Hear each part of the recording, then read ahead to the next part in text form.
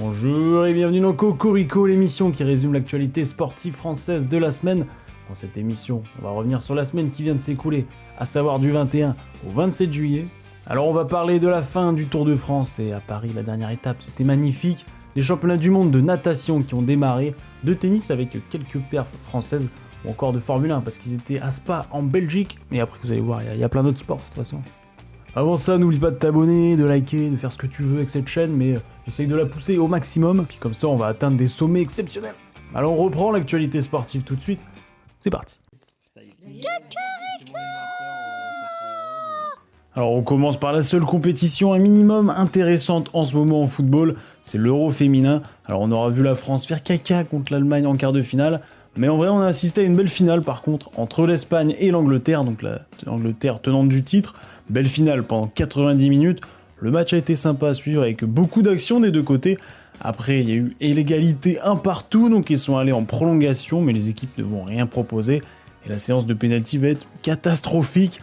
9 pénaltys tirés durant ce duel, 5 ratés, 5 manqués, c'est nul à chier. Alors oui, ça arrive, c'est vrai que ça arrive chez les mecs aussi, mais il faut que vous voyez quand même la séance pour comprendre le niveau, surtout côté espagnol.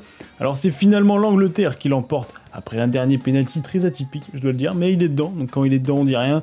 Les Lions réalisent le back-to-back et sont donc championnes d'Europe.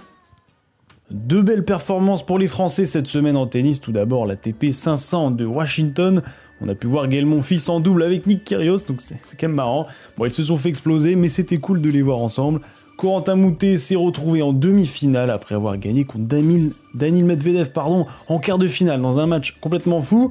Alors je vous invite à aller voir le résumé sur YouTube, c'est vraiment, il n'y a eu que des highlights. Et Daniil à la fin il rage un peu. Alors il va perdre contre l'Australien, le Français, il va le perdre contre Deminor en demi-finale, et c'est lui-même qui va remporter le tournoi en battant Davidovich en finale. Autre tournoi, c'était l'ATP 250 de Kitzbühel, et on a retrouvé Arthur Cazot, comme la semaine dernière, et il enchaîne en finale contre Alexander Bublik, et ouais, ils s'étaient rencontrés la semaine dernière justement en demi-finale, et ce seront qui sont encore affrontés. Malheureusement, nouvelle défaite pour le Français, 4-6, 3-6 défaite, le Kazakh remporte son deuxième tournoi d'affilée en terre battue, lui qui n'en avait jamais battu et gagné un seul, et bah là il en a gagné deux d'affilée, c'est n'importe quoi.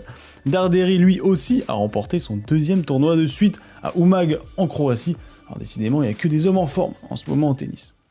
Alors ça va être très rapide en basket cette semaine, une grosse news en NBA, c'est Chris Paul qui quitte San Antonio et qui va réaliser sa dernière saison aux Los Angeles Clippers. Nicolas Batum plus CP3, ça va être quelque chose, je vous le dis. Alors quelques infos en pêle-mêle pour le basket, les U18, donc l'équipe de France U18, ont démarré leur championnat d'Europe en poule de 4 équipes et ils ont déjà battu 94-43 la Suède et 81-55 la Tunisie. On voit bien qu'à bas niveau, il y a toujours des écarts de fou. Dernier match de poule, c'est aujourd'hui contre l'Autriche, avant les phases finales. Et avec la sortie de la dernière saison de Stranger Things, l'équipe de WNBA Indiana Fever, ils ont sorti une collab magnifique. Les maillots, ils sont incroyables. Il faut que vous alliez voir ça sur l'Insta de Trash Talk, ils l'ont mis. Et pour terminer, un record en WNBA, c'est 6 Françaises qui ont joué en même temps sur le même parquet. Et ça, c'est un record.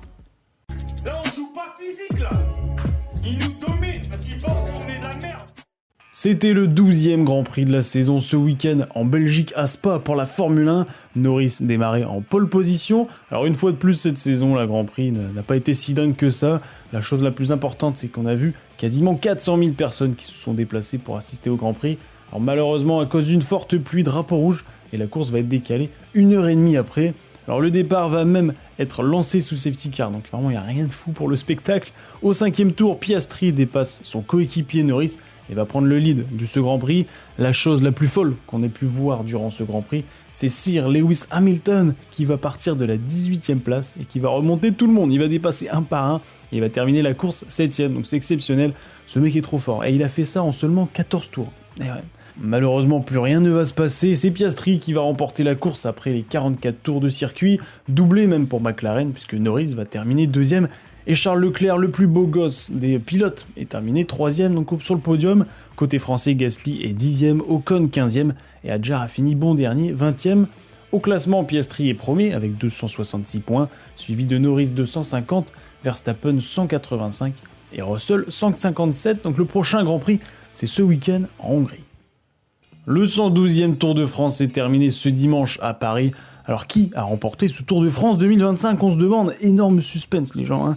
Lundi dernier, donc c'était le jour de repos. Alors pour enchaîner sur l'étape numéro 16 au Mont Ventoux, et cocorico avec Valentin Paré-Peintre qui remporte la plus prestigieuse victoire française du Tour en s'imposant sur le Ventoux devant Ben Healy et Santiago Buitrago. Et on l'attendait cette victoire française et elle est là. Le mercredi pour l'étape 17, c'est Jonathan Milan, le maillot vert, qui a remporté le sprint final à Valence.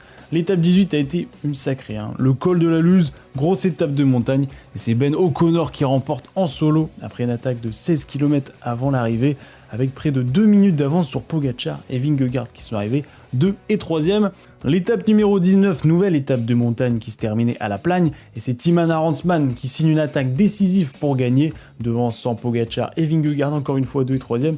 Pogačar est bon quand il faut l'être et il conforte son avance jour après jour. La 20e étape a été un repos pour le peloton qui a laissé l'échappée terminer la course, alors que plusieurs étaient présents, plusieurs Français pour l'emporter. Certains vont chuter à cause de la pluie, puisqu'il y a de la pluie toute la course pratiquement. Caden Groves remporte l'étape d'échappée en solo. Il complète ainsi son palmarès des grands tours avec des victoires dans les 3 grands tours, donc le Giro, la Vuelta et le Tour de France. C'est monstrueux, c'est le 114e homme à réaliser cet exploit. La dernière étape à Paris a été fantastique, passant 4 fois au col de Montmartre, comme durant les JO. Alors que Pogačar est certain de remporter le Tour de France, et ben il attaque quand même, suivi de plusieurs coureurs, et Wout van Aert remporte la traditionnelle étape finale, tandis que Pogačar, bien qu'attaquant encore à Montmartre, n'a pu le dépasser. Alors Tadej Pogačar remporte son 4e Tour de France avec un écart final de 4 minutes 24 sur Jonas Vingegaard, qui a réussi à pas trop augmenter l'écart, et le podium qui se termine avec Florian Lipovic, qui a été quand même bon.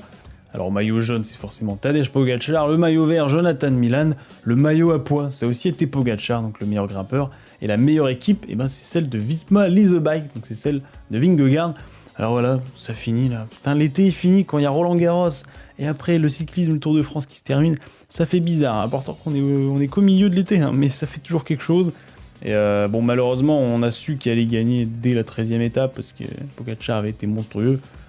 Bon bah ouais, on espère que l'année prochaine il y aura un peu plus de suspense quand même, parce qu'il y avait de quoi faire cette année, il y avait des belles étapes de montagne, on a vu du paysage de magnifique, voilà, on verra bien l'année prochaine, hein.